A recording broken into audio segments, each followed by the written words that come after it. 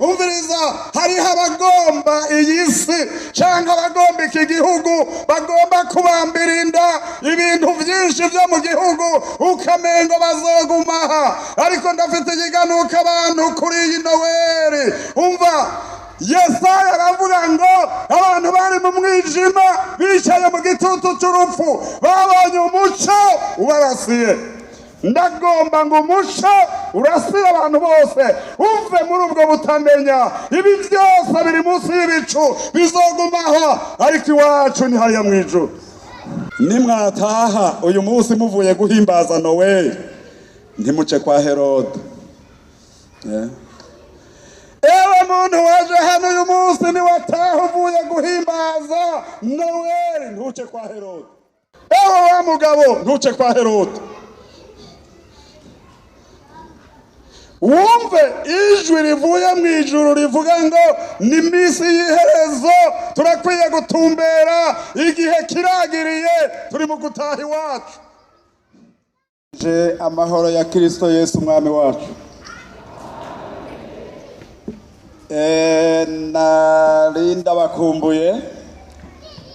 nari nkumbuye kubona abantu bangana gutya bicaye mu rusengero rumwe ahandi aho naronse benshi bari nk'300 ahandi 150 200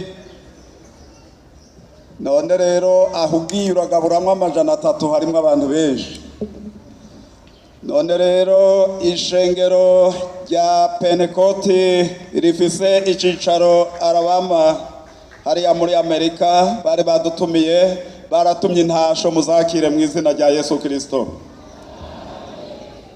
hanyuma ibindi tuzoza turavuga bike bike bari barahuye n'imiyaga myinshi nk'iyiri kwirahita mu isi yose y'abakristo hanyuma twarashoboye kubafasha bimwe bimwe gusubizaho inzego zari zavuyeho turasubizaho umwungere amwungirije kuko yarasigaye ari umwe uwundi yagiye kugira ibyiwe turashiraho n'abandi bapastori 5 bo gusubirira bari bagiye kugira ibyabo hanyuma rero n'abavuga butumwa n'abadiakoni benshi kandi bamaze gukorera ahantu hanini cyane bamaze kuronka ububwiriza 31 kandi ubwo bwose barafise insengero ziwabo bamaze kugura bamwe bararushe barazidandaza hanyuma abo nabo barazigura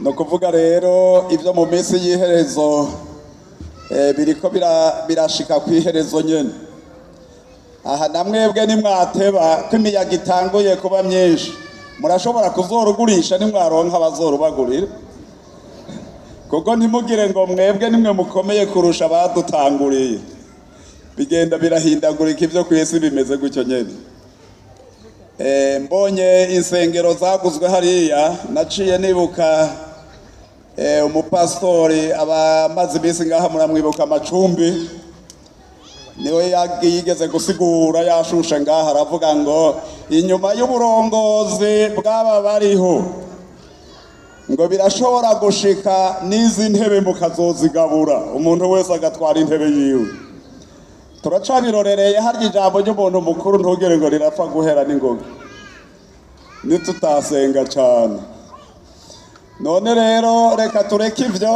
nta kimazi mugabo ko ari ivy'iminsi y'iherezo n'abariya bose bari bahambaye Bibiliya ivuga canke kahise k'isi kavuga muri iki gihe bariko barabivamwa none ntimwumva amaradiyo bavuga ati abantu nimugira ivyo mugomba kuko iherezo biradushikiye no kuvuga ivyo abantu bari barizeye basanze barihenze barabireka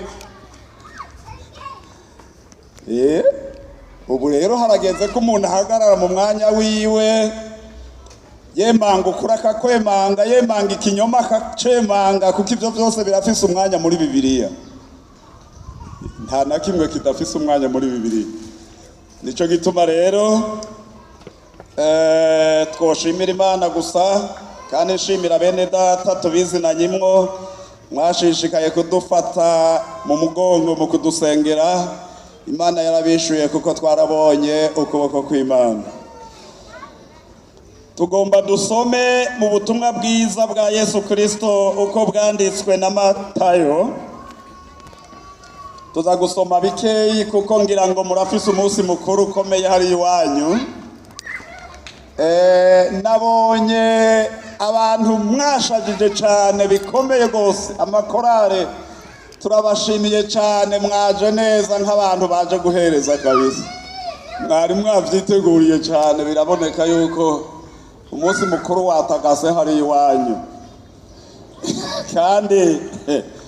kandi nabonye abantu benshi twavanye mu Bubirigi baje kuruhuka no kuramukanya, benshi cyane baje ari benshi, bari bakumbuye ngaha mu gihugu. Bamwe bavuga ati tumaze imyaka myinshi sitwe tubona turashitse hari buru sahi Bujumbura, barakoma amashi. Erega naho waba mu gihugu ciza wama bavuga ngo uri umuzungu akomoka mu Burundi, kariya ntibagenda batagashize ko kucete cawe naho woraramwo ko bagashirako. Rero uragomba usengere n'iki gihugu naho wo buri kure. Nabonye abashitsi kandi iki gihugu n'ingabire Imana yaduhaye ni ciza. Raba kirimwe abantu b'Imana buzuye urusengero.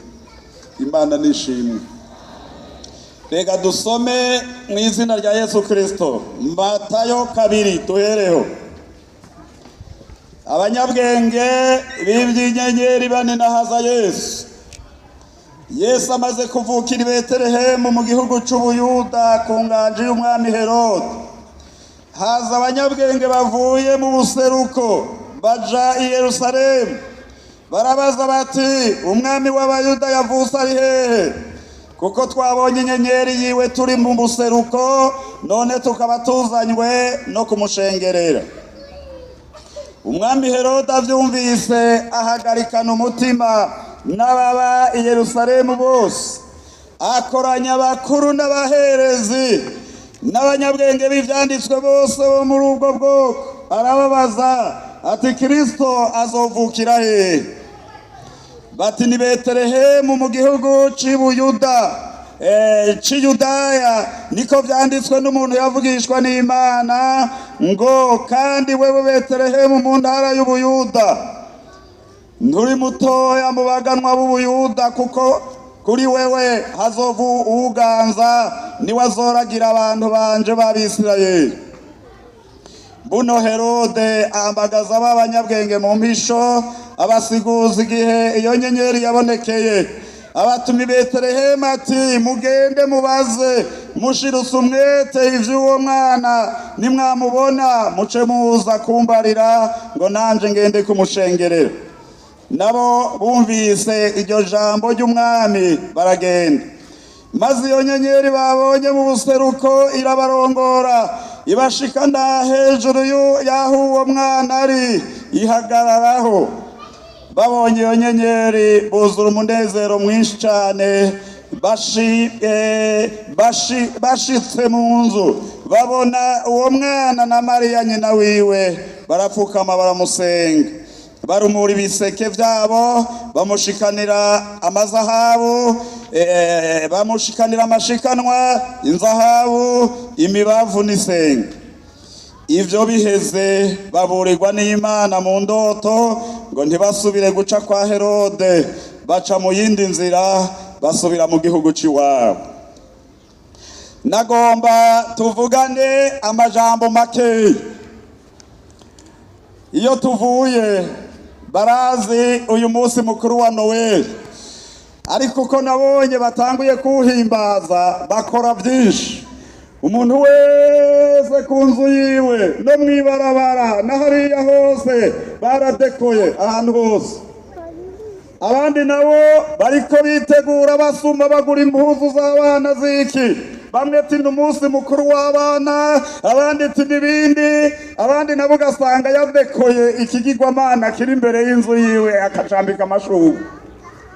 Mugabo ico bahurirako n'umuziki numvise mw'iradiyo, uwo muziki waguma uvuga Noweli Noweli, ahandi bakavuga ukuvuka kwa Yesu, kandi bamwe batariko barasenga no gusenga. Biragaragara ko naho boba bamwe barabivuyemwo cigeze kuba ibihugu by'abantu b'Imana, ariko kandi twarabonye ko benshi baracasenga Imana, ubutumwa buracariho. Reka rero tuvugane ngaha hantu. Ikibazo ni kimwe ngaha hantu.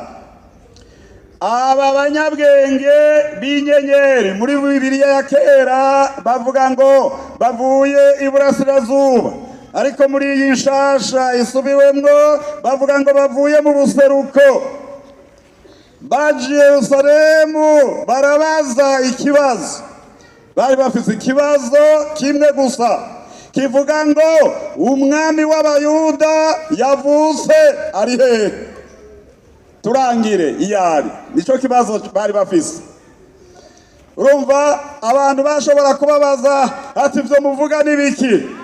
Twebwe turabanyabwenge, twebwe turabahinga, turiko turaraba mu buhinga bwacu, twabonye inyenyeri turi hariya mu buseruko itubarira ngo hariya ibuyuda havutse umwami.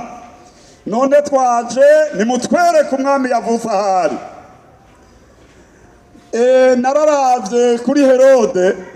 Herode yari afise ivyiyumviro ngira nk'ivy'abarundi.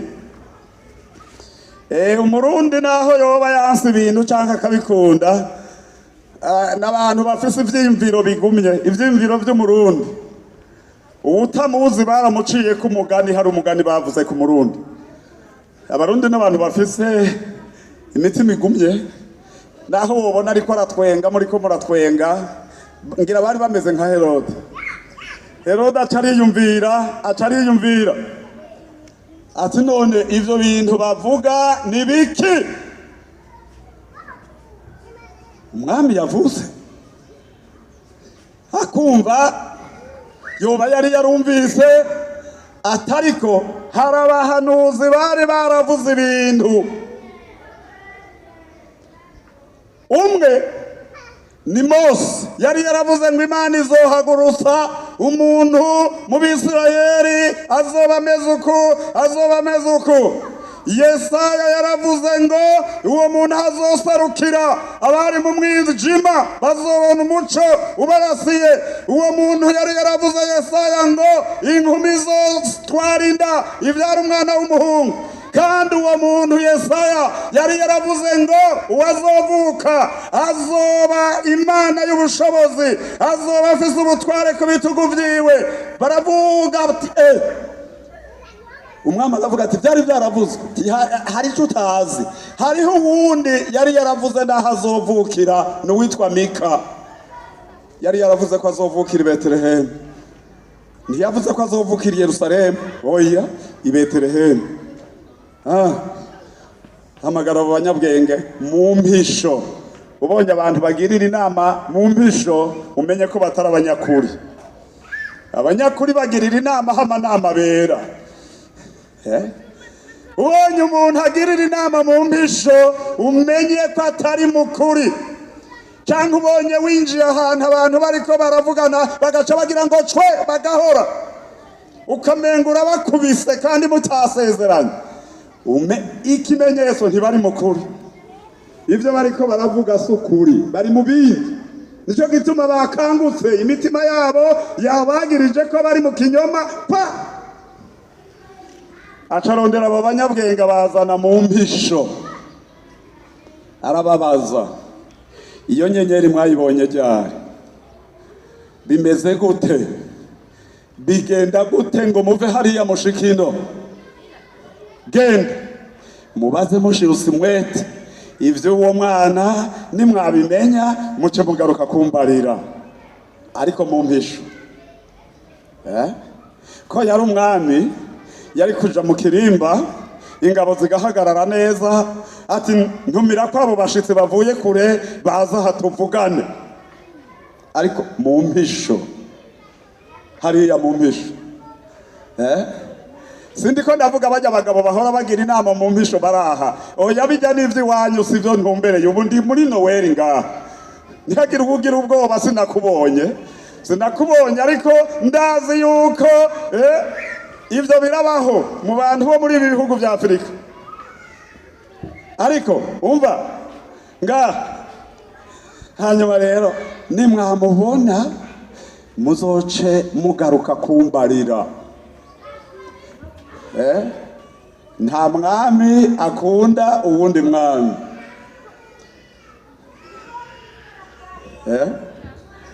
Umva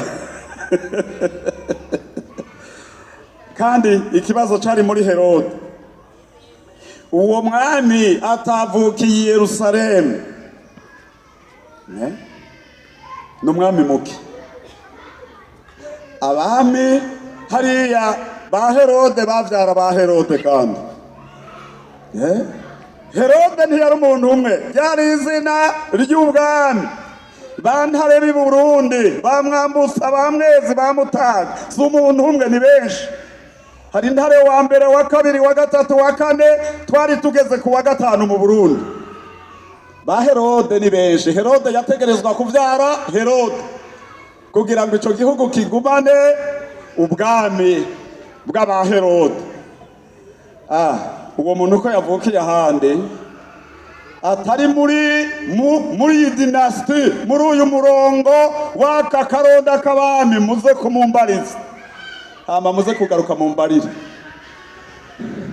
Baragenda barashikayo, ya nyenyeri barasubira barayibona, yongerera barongora. Mwebwe abantu batwara imodokari, ufise GPS urabona washizeko, iragenda ikavuga ngo tourne à droite, tourne à gauche, ukagenda kandi utazi yuja, yagera aho ushika kuri destination ukabona kagira gutya, ugacuvuga ati ngira ngo ni irya nzu canke baza babona inyenyeri irahagaze hejuru, ati ni ngaha. Barinjira babona Mariya, babona uruyoya, babona Yosefu, kandi ngo bari bafise n'amashikanwa, baratanga amashikanwa. Ayo mashikanwa uyu munsi ntaco ndayavuga ko, inzahabu, imibavu, isenga. Muri ivyo harimo ivyategerezwa gushikanirwa umwami, vyategerezwa gushikanirwa umuherezi, ivyategerezwa gushikanirwa uvugishwa n'Imana, n'ibindi bikurikira ngaha. Hanyuma rero ivyo biheze, aho bari kwibuka gusubira kwa Herode, Imana irabihishurira mu nzozi, atumva ntimusubize kwa Herode. Baca mu yindi nzira barataha badasubiye kwa Herode. Kubera iki? Iyo baja kwa Herode, Herode yaca yica umwana, kuko naho amenyeye ko bamubeshe, yaciye yica abana bose b'abahungu bato kugira ngo na Yesu apemwo. Ariko ijambo ry'Imana riravuga kuko integuro y'Imana yari ifise uko ipanze. Abo banyabwenge bagiye, marayika arabarira Yosefu ati va hasi, muhungire muri Egiputa, ujana umwana na nyina, kuko umwana bagomba kumwica, kandi uzogumeyo kugeza urondera umwana amaze kuvaho. Yumva ahantu n'ahantu hakomeye cyane. Aya majambo namye ndayibaza cyane. Muri iki gihe abantu benshi bariko barahimbaza Noel. Jewe no kubaza ati mbega kuri wewe Noel ikumariye iki canke ikwibutsa iki? Jewe ubimbajije noca ndakubarira ati mwijambo ry'Imana narasomye ngo uwo mwana azovuka yitwa Immanuel, risobanurwa ngo Imana iri kumwe n'abantu bayo.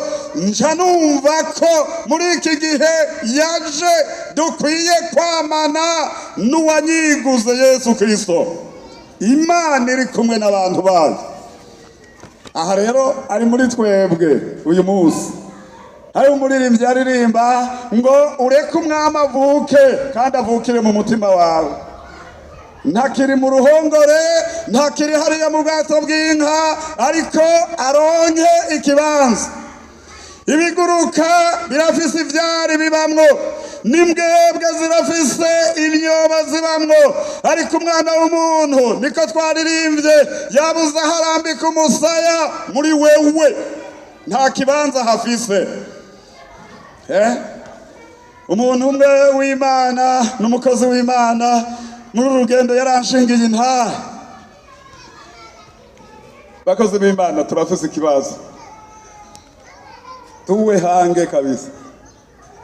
Turashobora kubarira aba bantu bari hano imbere yacu bakazoshika amahoro, mugabo twebwe ntidushike.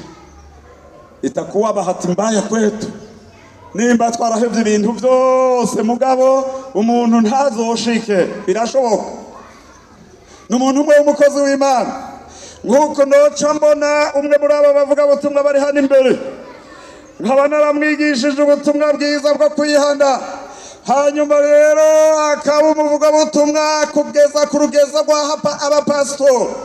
Hanyuma rero mugabo agiye gukorera Imana, bagiye kumushira mu bikorwa nko mw'ishengero kanaka, ngaca mbarira uwo muntu tumva bariya abantu ntibigeze barongora ibikorwa by'Imana binyuma y'ujya muntu. Wa muntu agaca avunika, atari kivyo wari waranyigishije ntibisa n'ivyo mbariye uyu munsi. Wowe wambariye ngo uri kurandera nkure nzokorera Imana, hageze aho nkorera Imana none urambujije uranyishe pastori wanyu. Aho ni ibintu bigeze ubu. Nta mwami avukira i Betelehemu, abami bategerezwa kuvukira hehe? I Yerusalemu.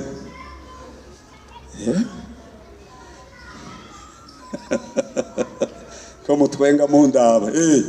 Ega kera nta mwami yaganze iki gihugu atavukiye Muramvya kera.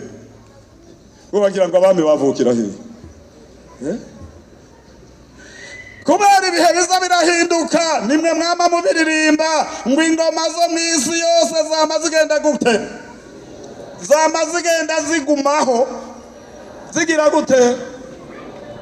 None mubiririmbira iki? Birahava birimuka hariya bija ahandi, no mu bindi bihe bizimuka bija ahandi. Umviriza, hariho abagomba iyi si canke abagomba iki gihugu, bagomba kubambira inda ibintu vyinshi vyo mu gihugu, ukamengo bazogumaha. Ariko ndafite ikiganuka abantu kuri iyi Noweli. Umva, Yesaya aravuga ngo abantu bari mu mwijima bicaye mu gitutu c'urupfu babonye umuco ubarasiye. Ndagomba ngo umuco urasira abantu bose, uve muri ubwo butamenya. Ibi byose biri munsi y'ibicu bizogumaho, ariko iwacu ni hariya mw'ijuru. Nzingura afise amacakubiri akomeye, ntuzombuza kujayo sha, nakirijwe neza. Nanje sinzokubuza kujayo, kuko ijuru si iry'iwanje canke si irya so, n'ijuru ry'Imana nzorijamwo ubona sha. Nawe uzorijamwo mbona, kuko nta bubasha n'umutima wawe wejejwe uzotuma uduga. Si ngombwa ngo mbanze mvukire i Yerusalemu, naho novukire i Betelehemu.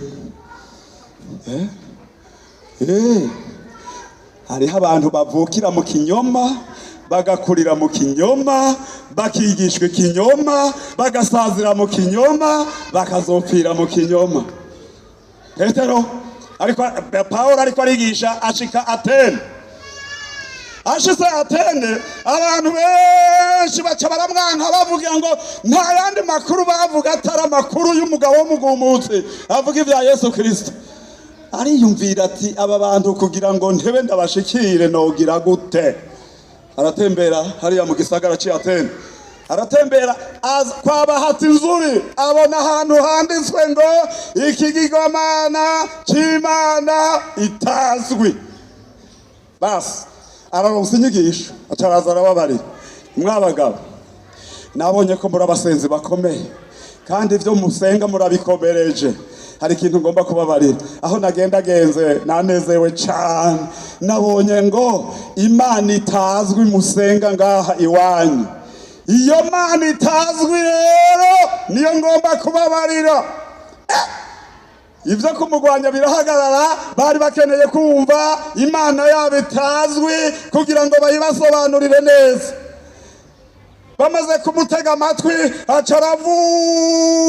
acaravuga ngo umva iminsi y'ubutamenya imana yarayirengagije, ari kwegera ko abantu bose bari hose bihana, kuko imana yashinze umunsi izocira amateka abantu bose muri Kristo Yesu.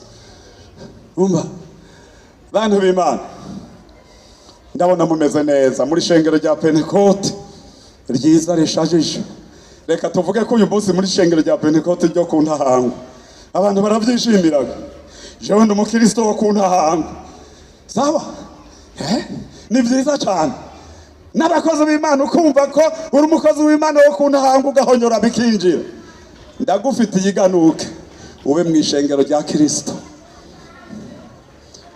Aya yose azosigara ngaho ariko ishengero rya Kristo rizoduka. Ube wararonse ikimenyetso kivuye ku Mana, ube waragwatirijwe mpemu yera kugira ngo ufitaniye imigenderanire n'ijuru. Inzamba niyavuga uzogenda uzotaha, surupfu ruzombuza kuja mu ijuru haba n'intete. Ibyaha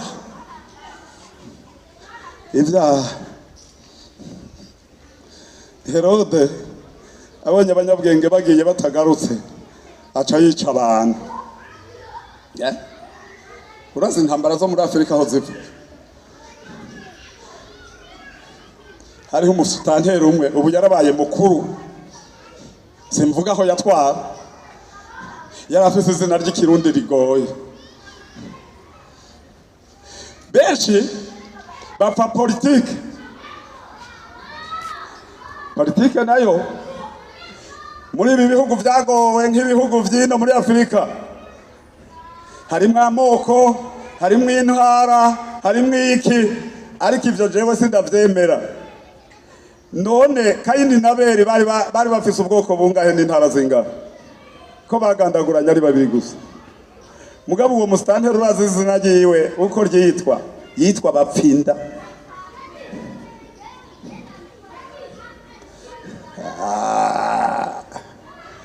Haleluya, haleluya, haleluya. Hanyuma rero umuntu agahagarara ngaha ubutumwa akabwomanza akaja muri mpemu, mugabo hirya mu mpisho ari umunyabyaha. Kuri iyi Noweli ndagufitiye iganuke, reka umwami Yesu aronke ikibanza muri wewe.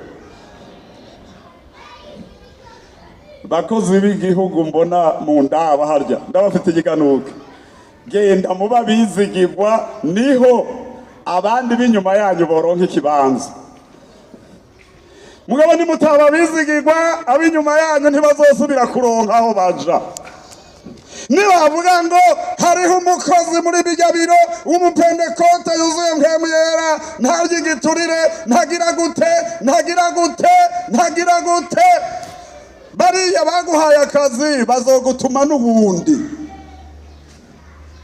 Ariko nibavuga ati ugomba ko ibintu vyawe vyononekara uzoza n'umukozi canke uzorekrita umuntu wahariya ku Ntahangwa, uzoraba umushize mu biro azokagukorera.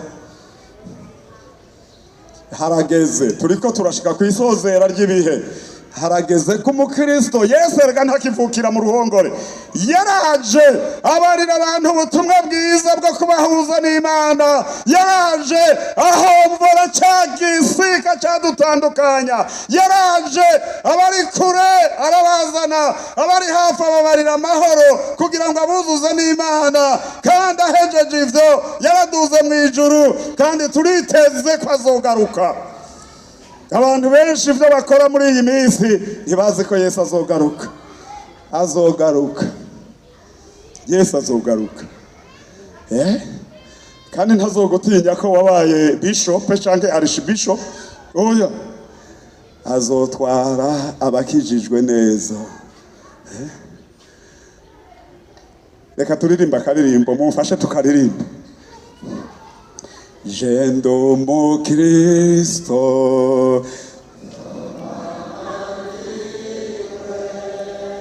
mubi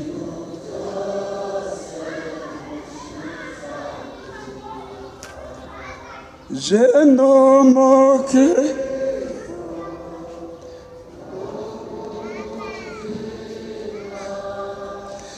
Okobose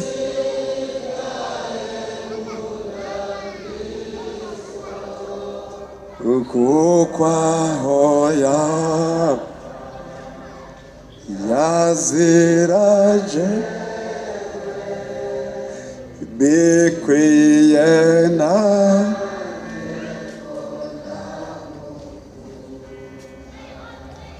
Amen. Turirimbye ukuri none none wumva nishuwe nabangahe? Ninde yababujije kwishura mwese? Ninde yababujije kwishura? Hishuye bakeyi. Kuko naho worara urahisha, hari umuntu adahishwa n'umutima wawe, ntushobora kubuhisha ukuri.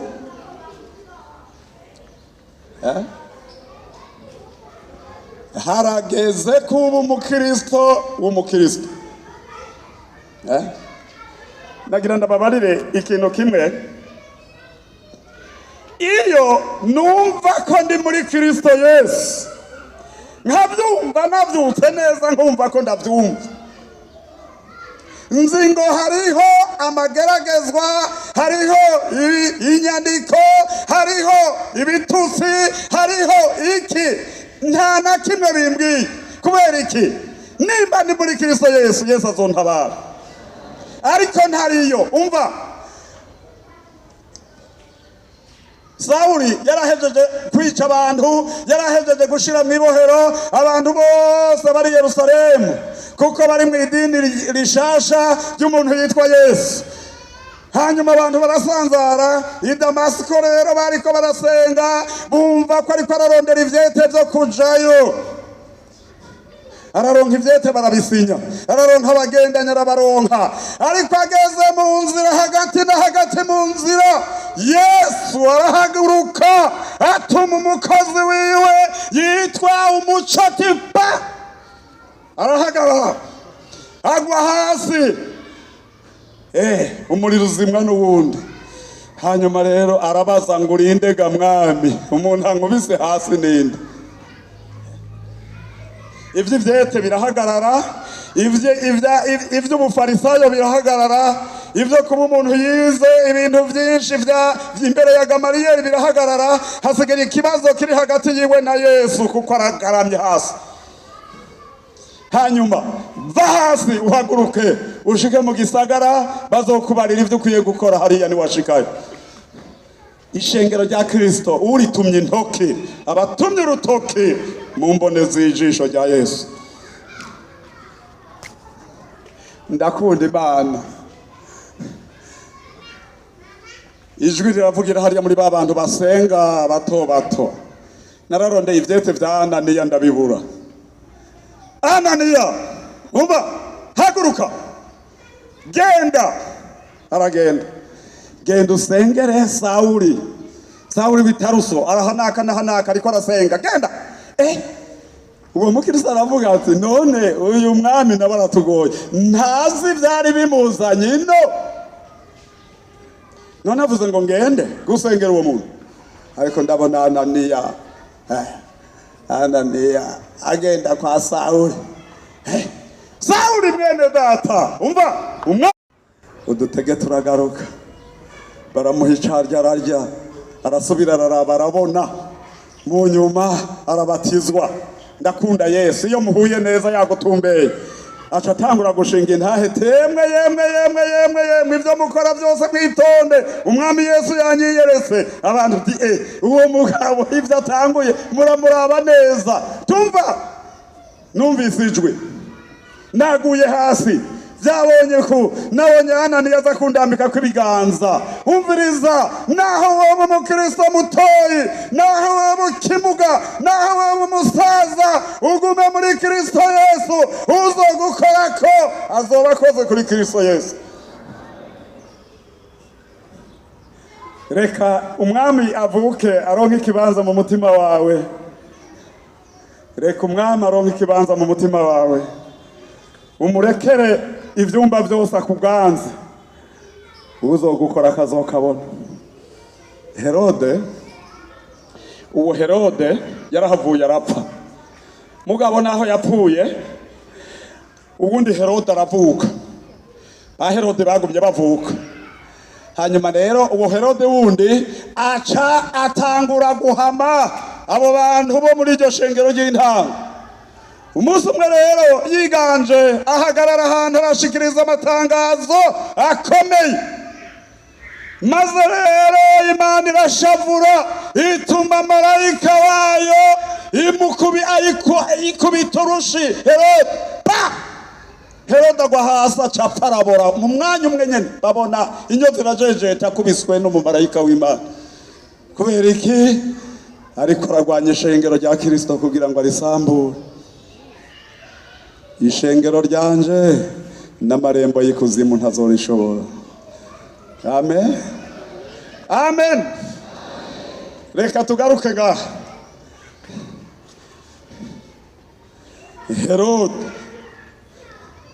Herode mubi, Imana iramumenya ko ari mubi. Ntimuce kwa Herode. Niryo jambo ngomba guherezako. Nimwataha uyu munsi muvuye guhimbaza Noel, ntimuce kwa Herode. Ewe muntu waje hano uyu munsi ni wataha uvuye guhimbaza Noel, ntuce kwa Herode. Ewe wa mugabo, ntuce kwa Herode. Wumve ijwi rivuye mu ijuru rivuga ngo ni misi y'iherezo, turakwiye gutumbera igihe kiragiriye, turi mu gutaha iwacu. Yaragiye gutegura azogaruka, niyagaruka azotujana. Niri jambo ry'Imana, Imana ibahezagire. Sinagombye kuvuga ibintu byinshi, ariko ndagufitiye iganuka. Umaze umwaka wose kuva kuri Noel heze, hariho ivyoba byarakugoye, hariho ibintu utagomba kwinjirana mu mwaka uza vyo hava bigutera ingorane. Ntiwigeze uba umukristo mwiza, nagomba twundama imbere y'Imana, wumva ubishaka kuba mu gitigiri c'abariko ikimenyetso c'Imana, ucurenga ukuzino tugusengera Imana. Urenga ukuzino, renga ukuzino. Twaciye ahantu mu rugo rw'abantu b'Imana, umuntu rero avuga ngo aragwaye indwara zisanzwe. Hanyuma rero yega yaranatuzimanye, yari umukozi w'ishengero, yari umudiyakonikazi, yarumva yari umukozi w'ishengero, mugabo agapfa gukora ibikorwa atazi ko agwaye. Hanyuma sinzi umuntu babariye ati nasenge muko dutaha. Atanguye gusenga, ibisigo bica vyaduka muri wa muntu yitwa umukozi w'ishengero. Abantu uti mbega bwa bundi yararwaye, yararwaye nyine. Ariko ubushobozi bw'Imana bumanutse burasokorora n'ibiri bwina mu mutima. Ewe muntu umaze iminsi uri mu nama zo mu mpisho, ewe mukozi wa Herode, kaze. Nawe wasubiye inyuma, kaze, niwimukana ibyaha byawe mu mwaka uza. Ngwino uhinduke wakira umwami Yesu.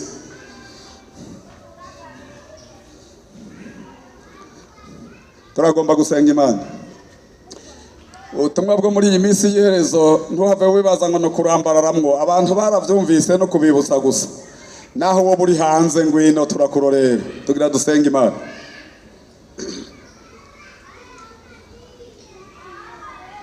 Tugira dusenga Imana.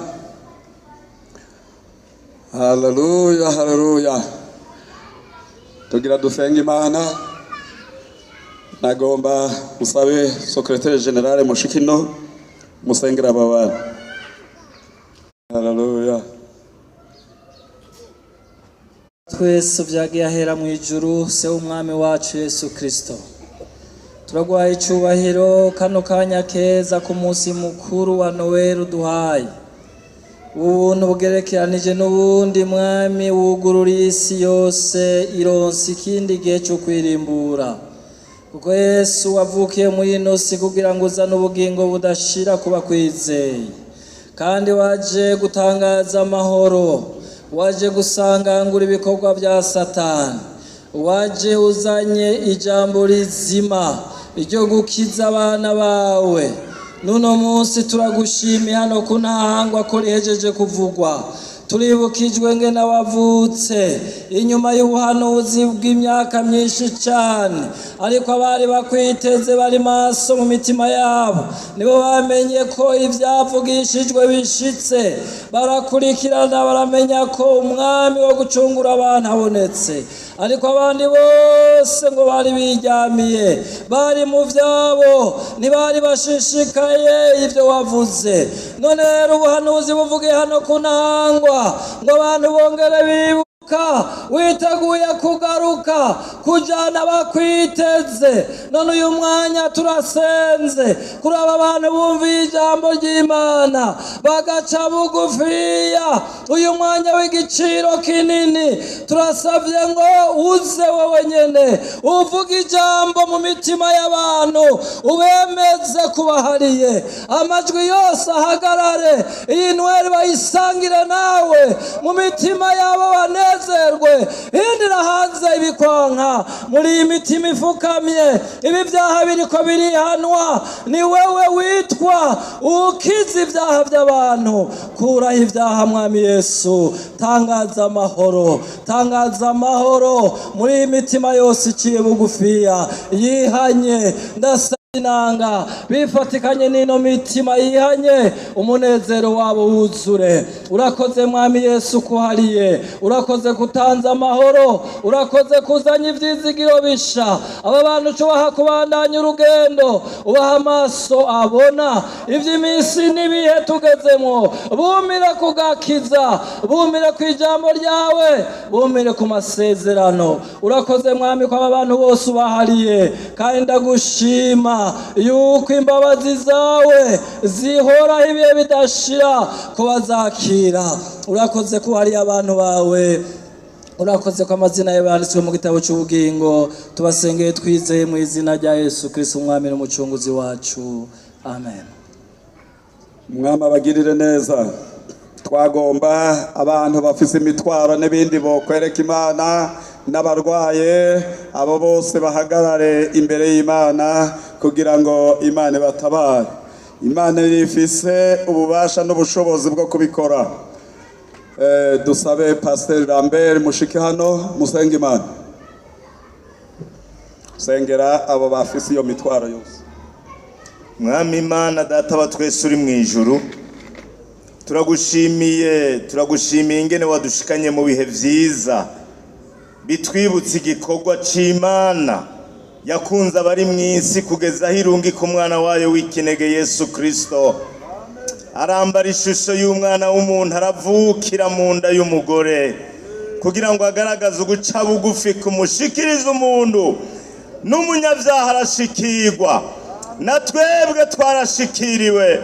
Mu izina rya Yesu turagushimira ko uwo muco wazanye imbabazi zikwiye ku banyavyaha. Nico gituma amavi yapfukamye imbere yawe databuja. Si ivyaha gusa, umutumiro wawe mwami Yesu wavuze ngo abananiwe, abarushe, abaremerewe tuze bazahuru baruhure. Nico gituma uyu munsi Mana abantu bose bahagaze imbere y'Imana ishobora byose. Nta muntu yotumirira abantu ngo abaruhure, ariko wewe wahawe ububasha bwose mw'ijuru no mw'isi. Wewe ufise umutima ubabarana n'abababaye, abarushuka baruhura. None rero niwitegereza umwe wese icyamuhagurukije. Hari abagwaye, hari abagwaje, hari abagandaye, hari ababuze Mana yo mw'ijuru, hari abashomeri, hari abakene batabona icepfo n'icaruguru, hari abantu babuze amikoro batabona iyo bija n'iyo biva. Iyi si yabaremereye, nta wundi yo batabara atari wewe. Reka rero bunamurira amaso kuri wewe, kuko wanditse Zaburi yaravuze ngo nunamurira amaso yanje ku misozi. Mbega ugutabarwa kwanje kova hehe? Ugutabarwa kwacu Mana guturuka kuhoraho wewe waremye ijuru n'isi.